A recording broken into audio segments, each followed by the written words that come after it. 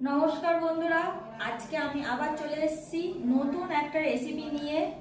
শীতকালে ফুলকপি ফুলকপি দিয়ে এর আগে আমি অনেক ভিডিওই করেছি। আজকে দেখাবো ফুলকপি দিয়ে মাছের ঝোল একটা নতুনত্ব পদ্ধতিতে। তা তোমরা একবার অবশ্যই ট্রাই করবে, কেমন হয় খেতে আমাকে জানাবে। তাহলে চলো শুরু করি। তোমরা দেখছিলে তনুর ঘরকন্যার নতুন একটা রেসিপি, ফুলকপি আলু মটরশুঁটি দিয়ে মাছের ঝোল। ফুলকপিটা আমি কেটে নিচ্ছি।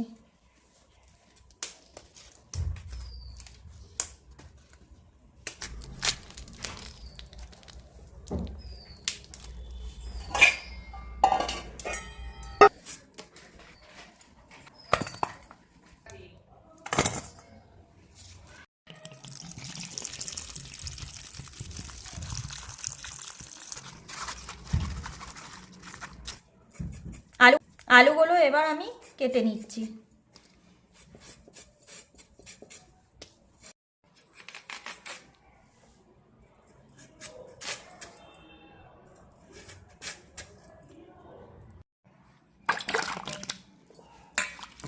আলুগুলো কেটে ভালো করে জলে ধুয়ে নিচ্ছি, কারণ এর মধ্যে যে মাঠটা থাকে সেটা বেরিয়ে যাবে, আলুর কষটা। মটরশুঁটি আমি ছাড়িয়ে নিচ্ছি এখানে বেশ কিছুটা।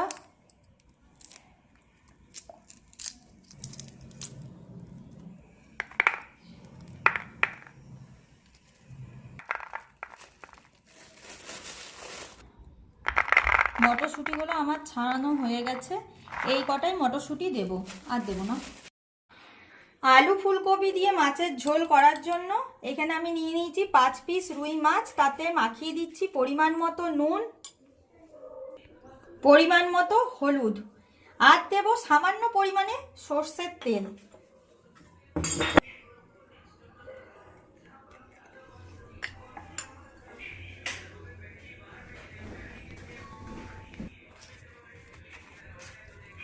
খুব ভালোভাবে মাছটাতে নুন হলুদ সর্ষের তেলটা আমি মাখিয়ে নেব।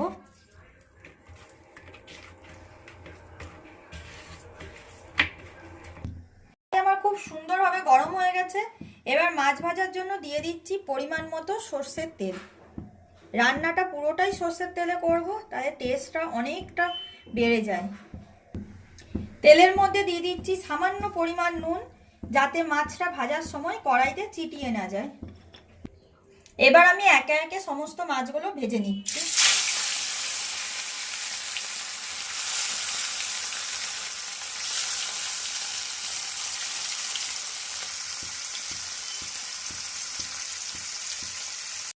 এইদিকে যতক্ষণ মাছটা ভাজা হচ্ছে ততক্ষণ আমি একটা মশলা ভিজিয়ে নিচ্ছি জলে। দিয়ে দিচ্ছি বেশ কিছুটা আদার কুচো,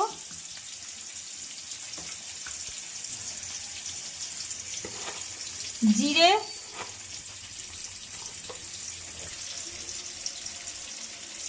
শুকনো লঙ্কা। এটাকে জলে ভিজিয়ে রাখবো বেশ কিছুক্ষণ, যাতে এটা খুব ভালোভাবে ভিজে যায় আর বাটতে সুবিধা হয়। আমার মাছগুলো খুব ভালোভাবে ভাজা হয়ে গেছে, এবার আমি এগুলো তুলে নিচ্ছি।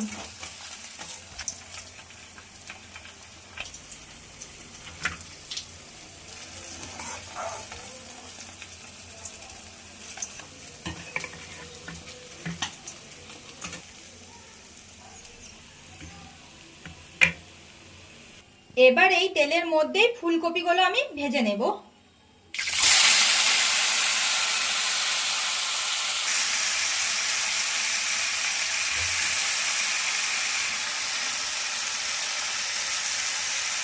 দিচ্ছি সামান্য নুন, সামান্য হলুদ। এবার ফুলকপিগুলো আমি লাল লাল করে ভেজে নেব।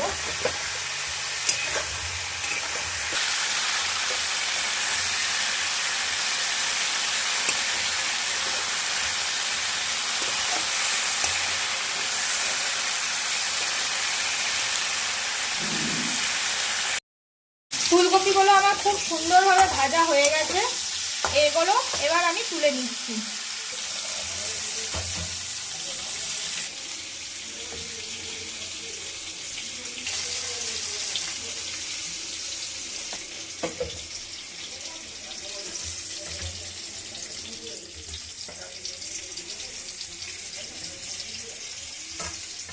এবার আমি আলুগুলো ভেজে নিচ্ছি।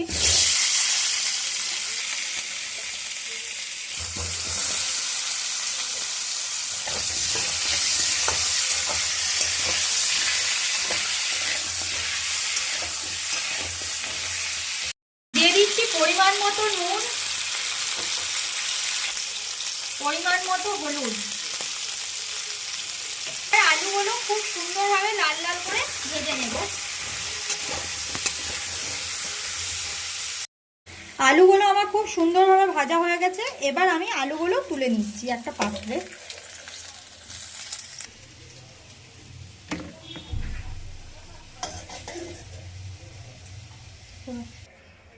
কড়াইতে আমি পরিমাণ মতো তেল দিয়ে দিচ্ছি জিরে ফোড়ন।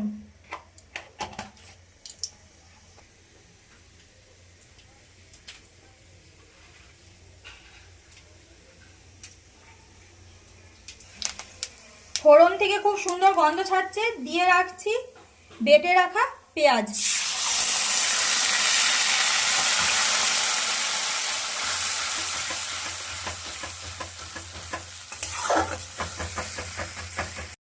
পেঁয়াজটা আমার ভাজা হয়ে গেছে।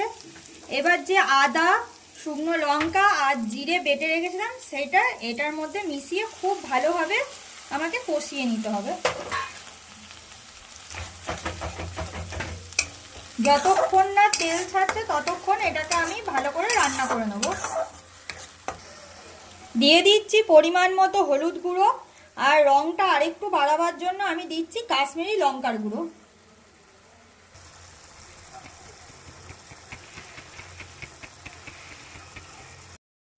আমার মশলাটা খুব ভালোভাবে কষানো হয়ে গেছে, সাইড থেকে তেল ছেড়ে দিয়েছে। এবার আমি বেটে রাখা টমেটোটা দিয়ে দিচ্ছি।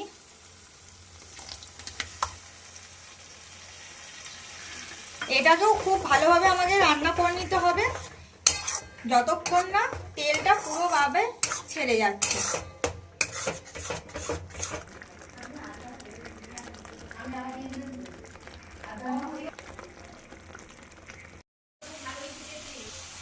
টমেটোটা আমার খুব সুন্দরভাবে কষানো হয়ে গেছে, সাইড থেকে তেল ছেড়ে দিয়েছে।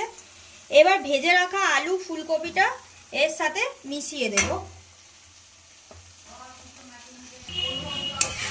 এবার এটা খুব ভালোভাবে আমি মশলার সাথে আলু ফুলকপিটা ভেজে নিচ্ছি। মা পড়ে যাচ্ছিল। এটাকে মিনিট 2 আমি এইভাবেই রান্না করে নেব।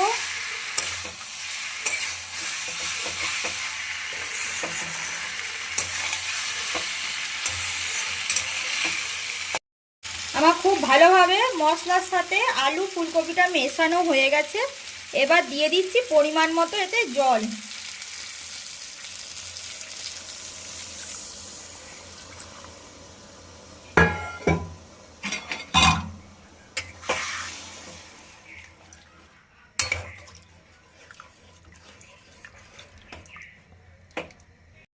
দিয়ে দিচ্ছি ছাড়ানো মটরশুঁটি।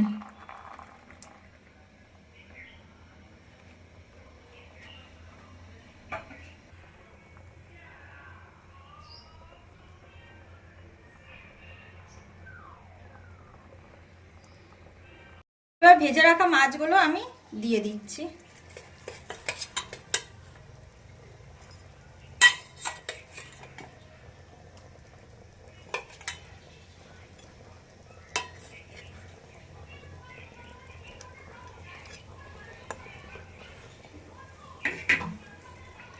ঢাকা দেবো মিনিট 5-এর জন্য। আমার ঝোল রান্না কমপ্লিট হয়ে গেছে, সাইড থেকে পুরো তেল ছেড়ে দিয়েছে। এবার আমি ওপর থেকে দিয়ে দিচ্ছি কটা চেরা কাঁচা লঙ্কা, আর দিচ্ছি বেশ খানিকটা কুচানো ধনেপাতা। আমার রিকোয়েস্ট রইল এই রান্নাটা একবার অতি অবশ্যই বাড়িতে ট্রাই করবেন, করে কিন্তু অবশ্যই আমাকে একবার জানাবেন যে কেমন লাগলো। আপনাদের কমেন্টের আশায় আমি থাকি। তাহলে আজ আসি, দেখা হচ্ছে পরের কোনো একটা নতুন ভিডিওতে। আপনারা দেখছিলেন তনুর ঘরকন্যা।